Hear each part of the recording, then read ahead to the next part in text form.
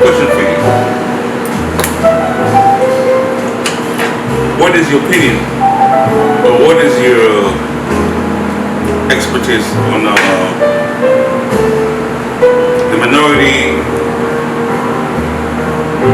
rental program in the DMV? DMV is Maryland, Virginia. DC, Maryland, Virginia.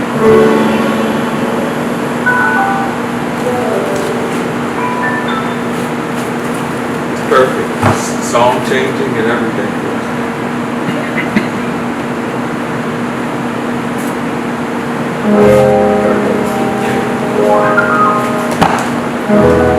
It's okay. Yeah. Perfect.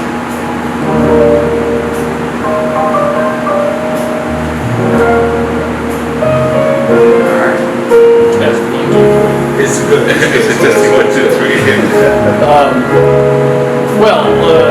I'm not sure about carving out the minority perspective so much as the renter perspective in general, which happens to be disproportionate with people of color. But I think right now we're seeing the forced migration of working and low-income families from our region, and that we're seeing greed surpassing public policy. We have to ask ourselves, should housing be entirely subject to market forces, or should we balance with the social good? I happen to think that people can make money, can maintain their profits, and maintain their apartment communities, and still make money, but should not be gouging people out of their homes. And that is what we're seeing. And if we don't do something about it, we are going to see increasing rent destabilization, and increasing racial divide, that is going to continue to create turbulence in American society that is going to come home to roost, and we better deal with it. So I have a question for you. Do you think that I'm sorry, not a question, but so what is the solution? How do you what is the solution control the inevitable, or what do you see as a problem coming down from what you just said? How do you fix it? The problems are all around us. Is it elections? Is it voting? Is it? Oh, it's absolutely elections and voting. We have to put in people who are thinking about the benefits of public policy in a good faith way. Right now, we're still seeing too many elected officials who are inordinately influenced by special interests that are driven by industry profits over the public good. Now, I want to be clear, I'm not a socialist, and I believe in capitalism, and I like to make some money, the same as every renter I know. That's right. That's right. But I also believe that housing is not the same thing as beer and cigarettes or fancy shoes or pocketbooks. It is essential to community health, welfare, and prosperity. It's a fundamental right. And if you don't balance that with appropriate, reasonable profit making, you are going to have people who are pushed out of their homes. And that's not something that is happening to a small group who can't afford it. It's happening on large scale to vulnerable residents, to senior citizens, and now even more so to the middle class, who are on fixed incomes. Nobody's getting salary increases of 3, 5, 10, and 20% and higher. And under those circumstances, that allowing housing to be completely subject to market forces is utterly irresponsible. When we do not stabilize housing, which is at the center of community prosperity, welfare, and health, we are going to see costs, and we're already seeing it. We are seeing costs. Montgomery County, for example, has a $6+ billion budget. Half of that budget goes to our school system. The school system is expected to take away any good heart, good feeling you might have about people being happy. Now talk about money. We put half of our budget into a school system so that we can produce tax-paying, productive citizens. when we have children who move from school to school, we are undermining their academic success. We are also creating anxiety in communities that is creating chaos. Parents who are working 2 jobs, young people who are unemployed, who live in unstable and anxious households, who are leaning towards crime and activities that cost us money. We are seeing the social safety net, which is a cost to American taxpayers. We're going to have to pay more for emergency services, for mental health services, to hospital and clinic services, for those who are suffering from all types of issues because they are increasingly anxious and losing their health because their homes are not stable. This is particularly true for working families and working poor and for senior citizens. If you're a wealthy senior citizen, you're still likely to be on a fixed income. But most of our senior citizens are not wealthy. They are living on retirement income and Social Security that does not go up anywhere close to what we're seeing rents going up in our region. We have to balance this equation so that people can live in stable homes and then landlords can maintain profits, keep up with legitimate expenses. We can balance both of these things. But right now we have the Wild West and a market that says whatever I can make is the only God I have to worship. So my last question to you is, as a Montgomery County resident, as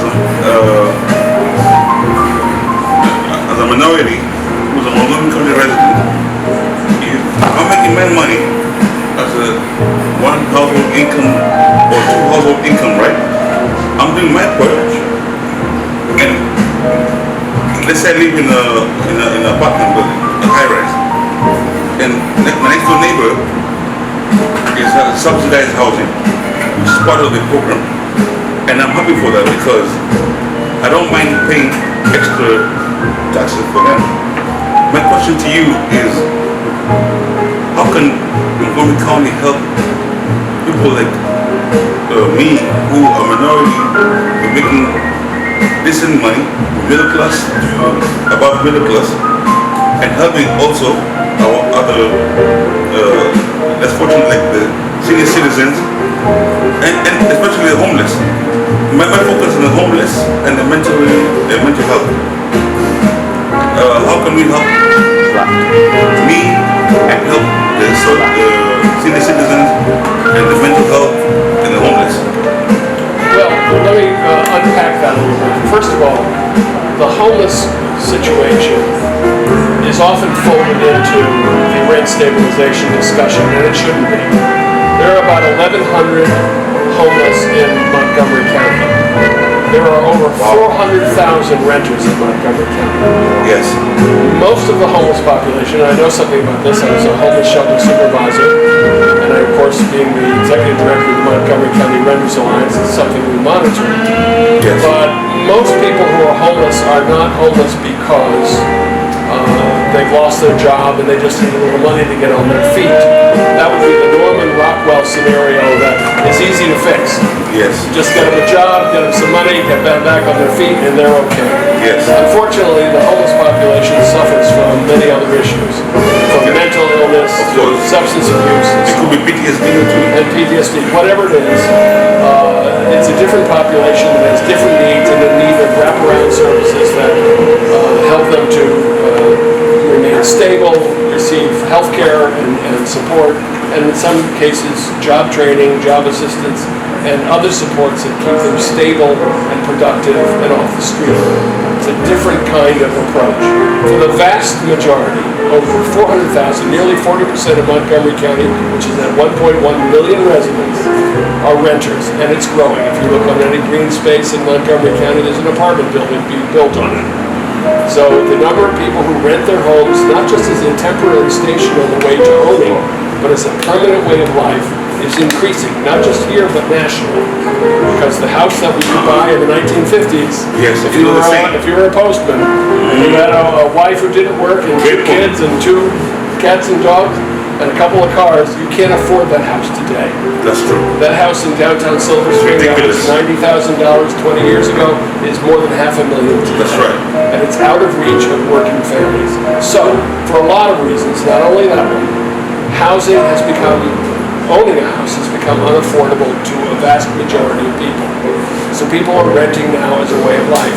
People who work for corporations for 20 or 30 years no longer exist anymore. You move from job to job, and the corporate retirement scenario no longer exists. So a defined benefit plan, a defined retirement no longer exists in most corporations. So people are moving, are being asked to do more with less, are working longer hours, where the 8-hour day back in the 1950s just doesn't exist anymore. Now people, mother and father, are working. I like this. And they're working multiple jobs just to make ends meet. So they're moving to places that are closer to public transportation, closer to their work, so that they have time. And that's another reason why people are living in rental housing permanently, because buying a house near transportation and shopping and entertainment It's ridiculous. is impossible to do. It's too expensive. I'd like to challenge some of this stuff that No, you're saying. my last question to you. I can't let that go. I can't let this stuff go unchallenged, because what he's presuming, he's making a lot of You presumptions. need a microphone. Presumption. He's making a lot of Pulling it out of presumptions. thin air, I promise you that. He's making a lot of presumptions, and what he's failing to take into account is individuals making individual choices and taking personal responsibilities. You can't have, so perhaps you can't live in an apartment by yourself. You need a roommate or two roommates. The presumption is that everyone is deserving of housing, quite frankly. And I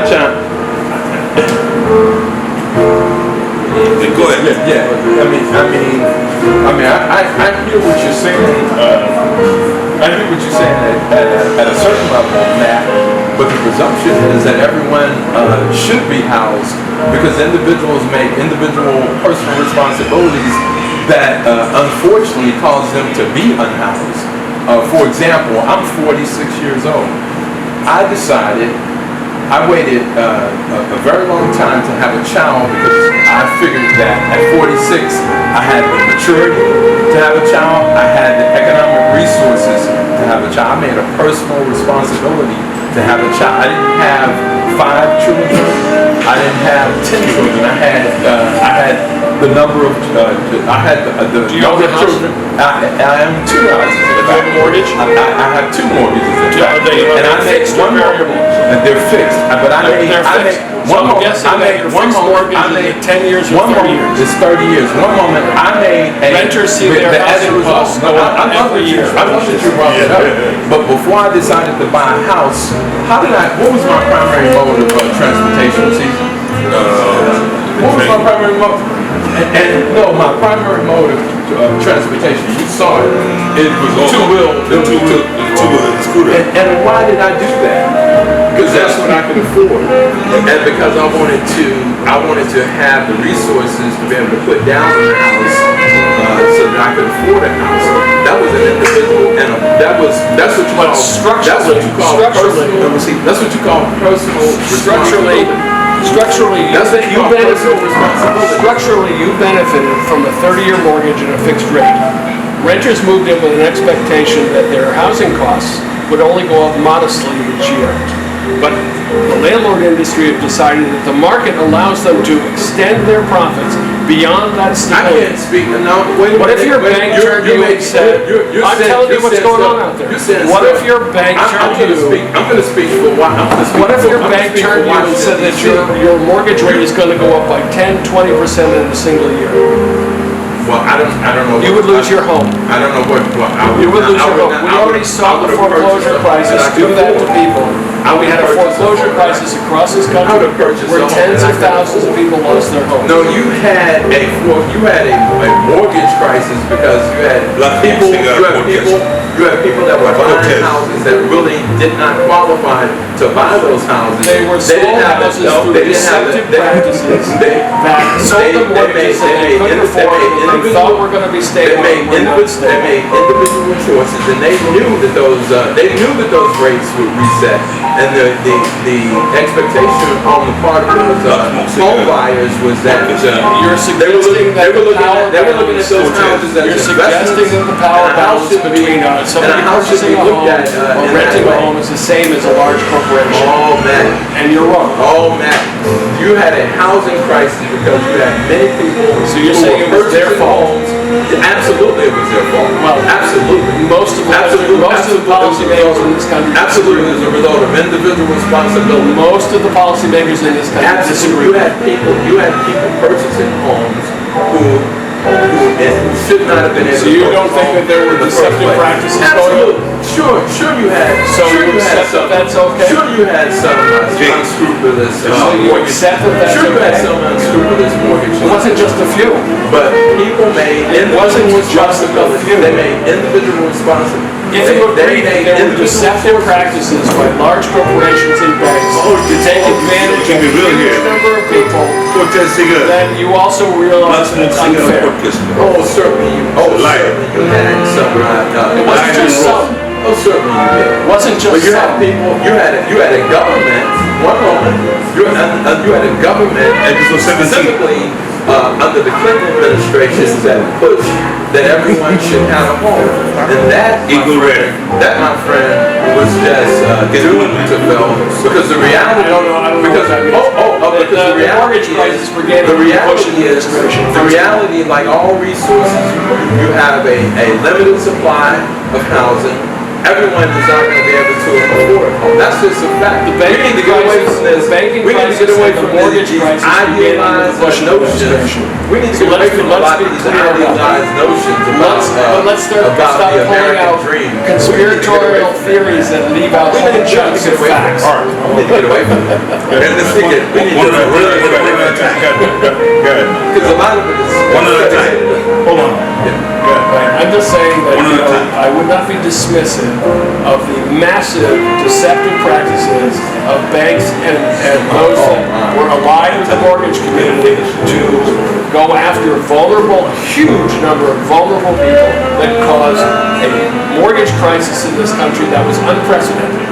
Not since, if there's any comparison at all, it was during the Depression when we saw half of Oklahoma lose their farms. This was a serious destabilization of housing in this country.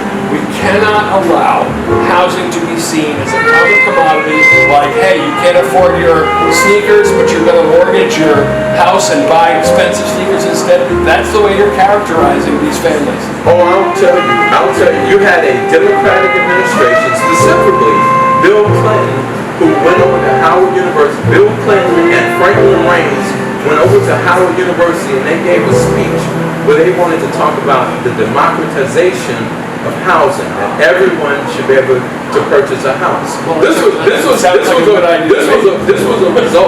a result, my friend. This mortgage crisis was a result of democratic policies that pushed everyone should have a home. Yes, it was. No. Oh, absolutely. It Absolutely. Was. Absolutely. The it was. banking In fact- crisis and the mortgage crisis began under the Bush in fact, you had Franklin Raines, who was the head of Fannie Mae, who went over to Howard University and gave a speech. And he talked about the democratization of housing. And this even, quite frankly, housing, as well as any other commodity, is subject to market forces. It's a supply. That's where we disagree. It's a supply. We don't consider housing entirely subject to much like a Rolls Royce. Much like a Rolls Royce. According to your logic, we all should have Rolls Royces. according to your logic, somebody could buy the property of our reservoirs and start charging $1,000 a month for water. We say that you can't do that because water is extremely important to public health, public survival, public prosperity. We think the same thing of housing.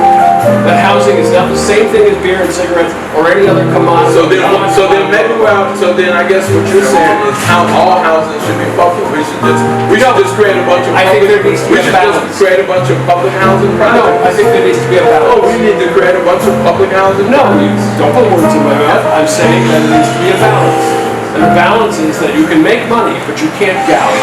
Have you ever invested in any real estate investments, development deals? What difference is it? So it's easy for one to talk that talk when you don't have a financial dog in that fight. Are you saying that landlords won't make money if housing is All I'm stable? telling you is if I have capital at risk, I'm trying to get a You keep talking about it at risk. I'm trying to get a return on my profit as they want. I'm trying to get a return on my capital. When you decide to undertake a development, when one decides to undertake to do housing development, you're putting capital, hard-earned capital at risk, and one expects to earn a rate of return. But there's no So this kind of talk that you're doing, There's no program that I stand for is characteristic. that says landlords can't make money or It's developers characteristic can't make of money. someone that doesn't No, invest you keep suggesting in that nobody development. cares So he about doesn't have a making dog in profits that or fight. maintaining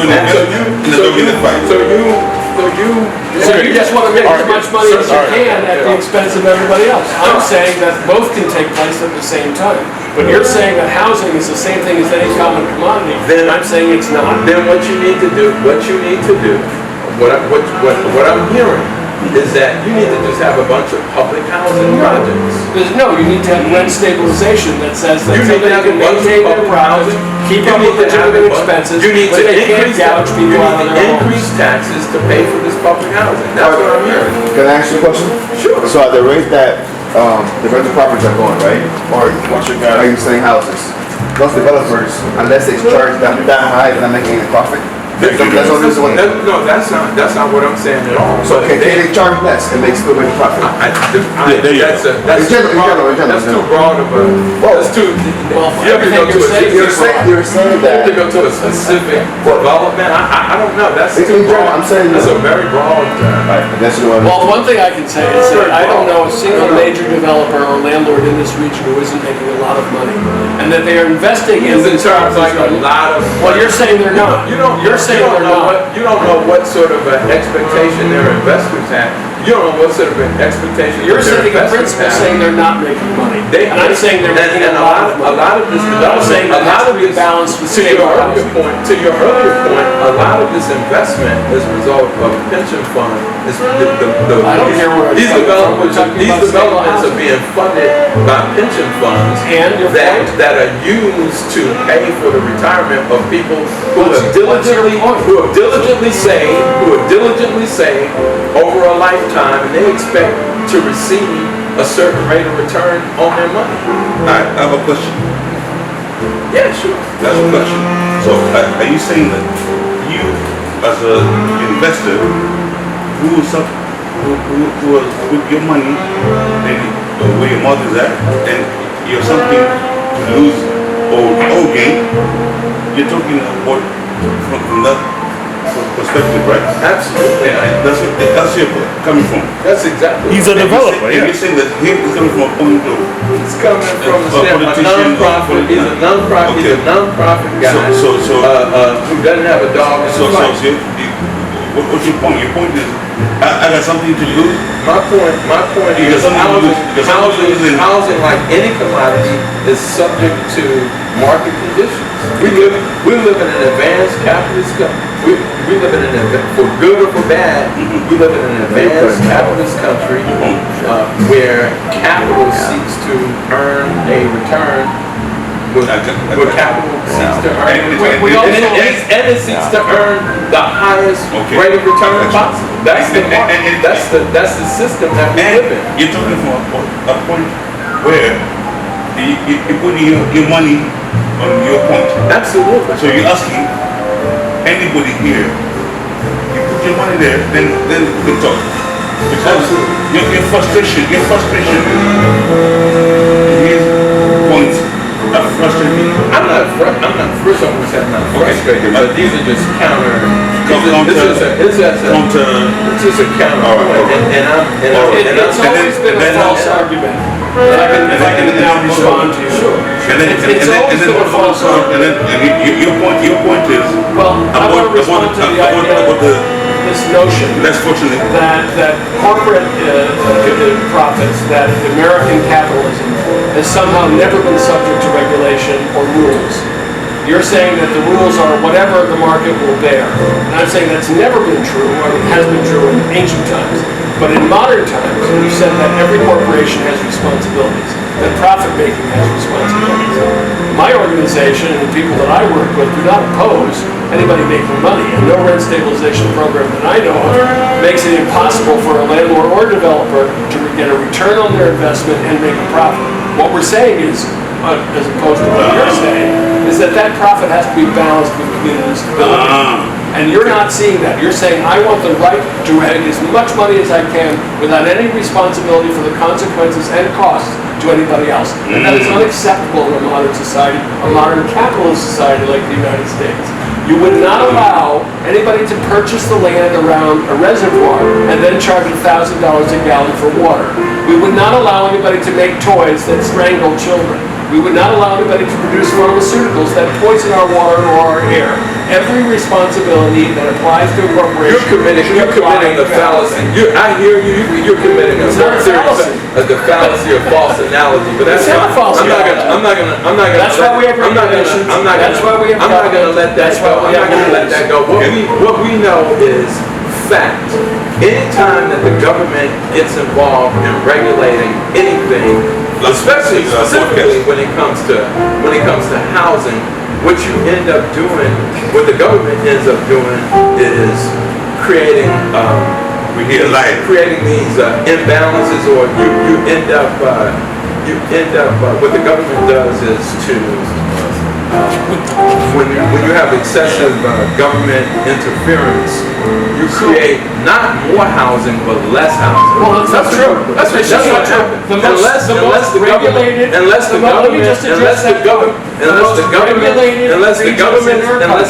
decides to get involved with public housing, and when the government gets involved with public housing, what you do is when the government decides to get involved, New York City, when the government decides to get involved with public housing, you create ghettos where you have a bunch of poor people, concentrated in neighborhoods, where you have concentrated poverty, where you have concentrated social ills. That's what happens when the government gets involved. Places like Baltimore, Richmond, Detroit, that's why you have large swaths of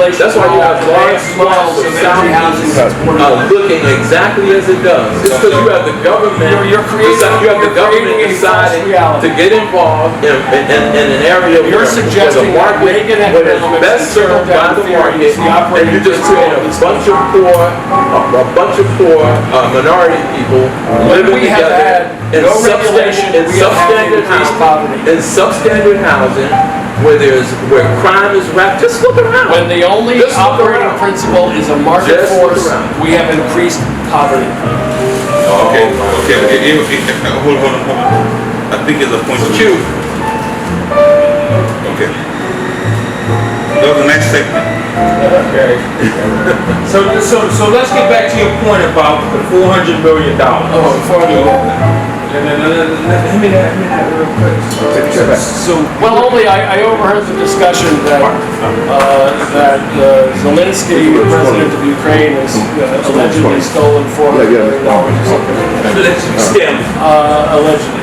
I have no doubt that there is corruption in Ukraine. It has a long history of that challenge. It has more oversight now than it's ever had, because everybody, their brothers involved in watching where their money is going. One of the problems they have internally in Ukraine is that they have dissension within their ranks. They have some of their ranks who are trying to figure out whether they're going to survive a Russian control or not. Some of them have dual loyalty. Some of them are spies for Russia. And I have seen, in terms of the reporting by Cigar, who has a dubious history. Dubious history. He does not have named sources. And so far he's been countered by more credible sources that say not everything he's saying is true. That's not, I don't know, and neither do any of us, frankly, know what's going on. But what we do know is that TASS, and which is the Russian information service, that the Iranian information service, that the North Korean information service is pushing this information everywhere. Now, why would they be doing that? Okay, so let me counter that. Hang on, So- hang on.